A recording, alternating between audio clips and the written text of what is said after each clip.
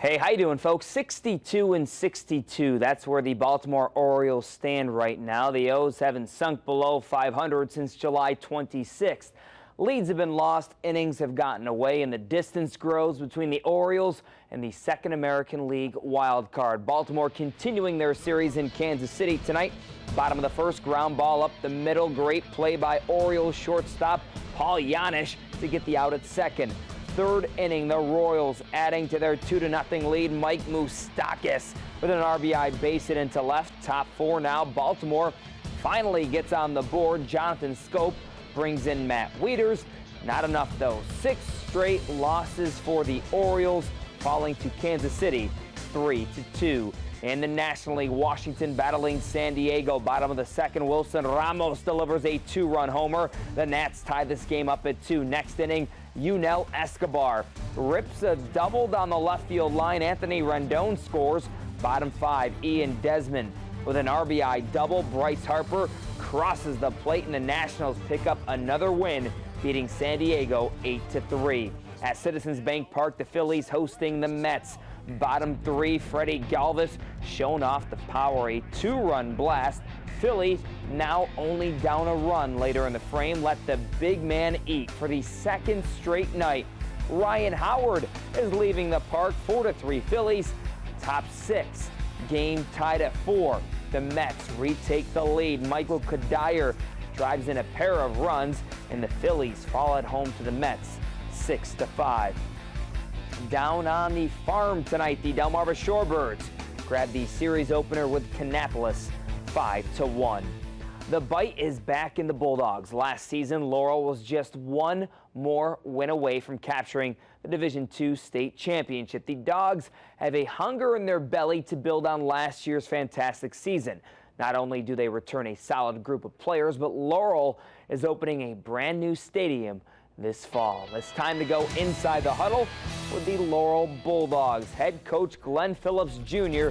has 7 offensive starters and 8 defensive starters coming back. Their big advantage will be in the trenches. The Dogs have a line with big game experience. Quarterback Perez Nichols will be exciting to watch this season. He is a dual threat QB that can beat you in several different ways. If Laurel stays healthy, watch out. They will compete in the tough Henlopen South and grab one of those D2 playoff spots. I always feel that if we get a week to prepare for a team, our coaching staff and the kids will game plan, and somebody's got to play us for 48 minutes. And really, motivation is what happened last year in the state finals.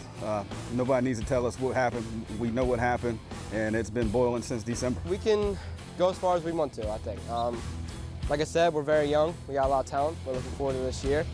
And we're just going to go out there, play 48 minutes every night, take it one game at a time, and compete. Keep the team chemistry up, keep the hard work up, and hard work will pay off.